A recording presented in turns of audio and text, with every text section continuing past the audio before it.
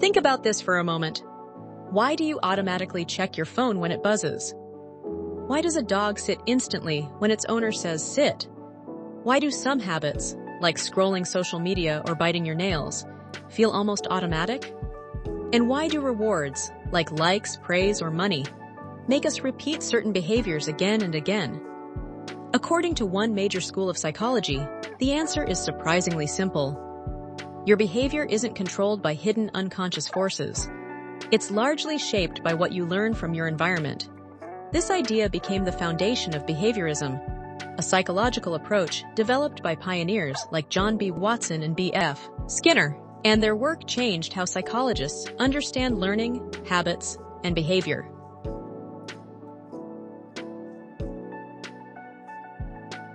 In the early days of psychology, many theories focused on thoughts, emotions, and unconscious motives. But some psychologists had a problem with this. They asked a simple question: how can we scientifically study something we can't directly observe? So behaviorists proposed a new approach. Instead of studying hidden thoughts, they believed psychology should focus only on observable behavior, things we can actually see and measure. Things like actions, habits, reactions, learning patterns. This was the beginning of behaviorism, and it pushed psychology toward becoming a more scientific field.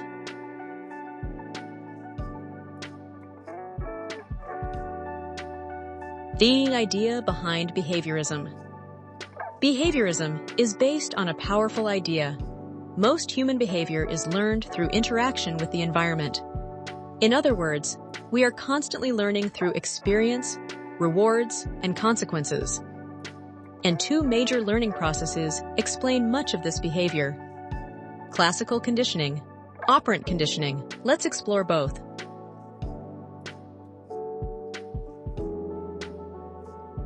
Classical conditioning.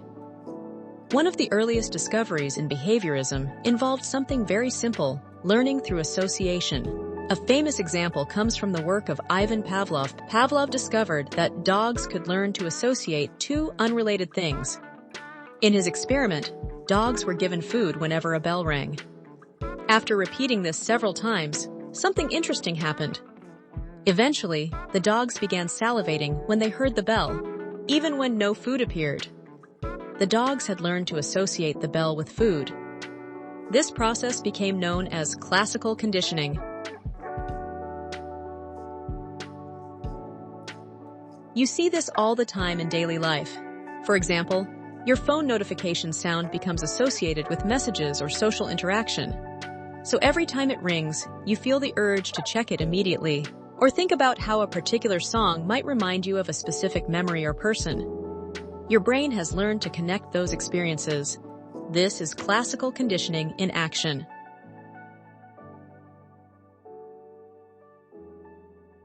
Operant conditioning. While classical conditioning explains learning through associations, another concept explains learning through consequences. This idea was developed largely by B.F. Skinner. Skinner introduced the concept of operant conditioning. Operant conditioning suggests that behavior is shaped by what happens after we act. If a behavior leads to something positive, we are more likely to repeat it. If it leads to something negative, we are less likely to repeat it.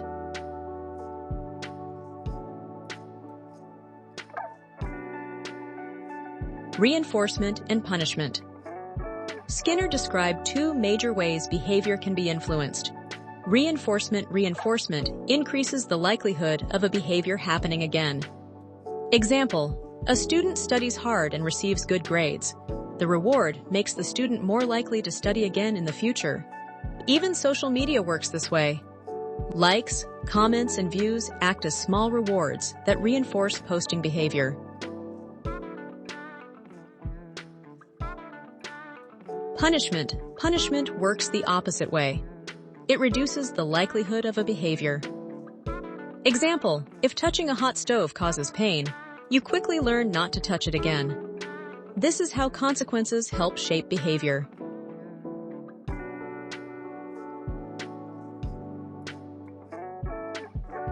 How behaviorism explains habits. Behaviorism also helps explain how habits form. Think about habits like checking your phone, drinking coffee every morning, scrolling social media late at night. These behaviors often develop because they are repeatedly reinforced. For example, you feel bored, you check your phone, you find something entertaining. That small reward strengthens the habit. Over time, the behavior becomes almost automatic.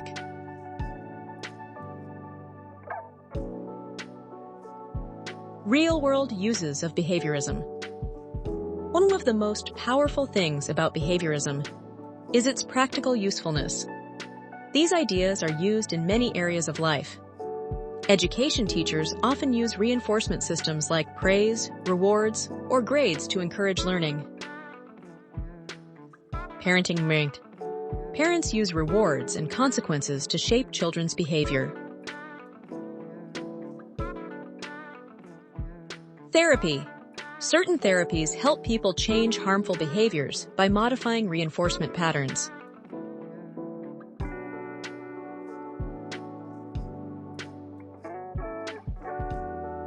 Animal training. Dog training is one of the clearest examples. When a dog sits and receives a treat, the behavior is reinforced. Soon the dog learns the connection.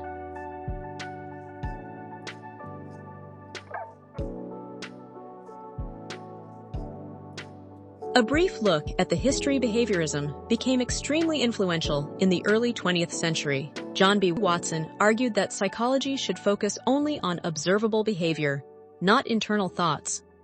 Later, B.F. Skinner expanded these ideas and conducted many experiments demonstrating how reinforcement shapes behavior. For several decades, behaviorism dominated psychological research, but eventually, psychologists began to realize something important. Human behavior is influenced not just by external rewards and punishments, but also by thoughts, beliefs, and emotions.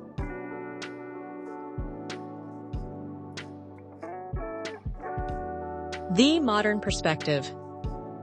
Today, psychology has moved toward a more balanced approach. Modern psychology combines ideas from behaviorism with other perspectives, especially cognitive psychology.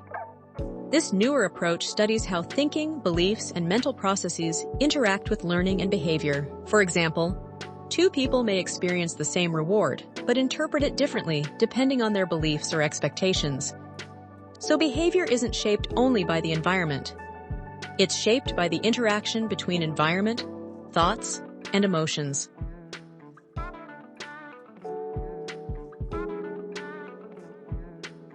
Behaviorism taught us something incredibly important. Our environment has a powerful influence on the behaviors we develop. Small rewards, repeated experiences, and daily interactions can slowly shape the habits that define our lives. But modern psychology also reminds us of something else. Humans are not just passive learners, responding to rewards and punishments. We think, we interpret, we reflect, and we make choices based on far more than simple conditioning. Understanding behaviorism is one piece of the larger puzzle of human psychology. And the more perspectives we explore, the closer we come to understanding the complexity of the human mind. Subscribe to Psychology in Minutes for more.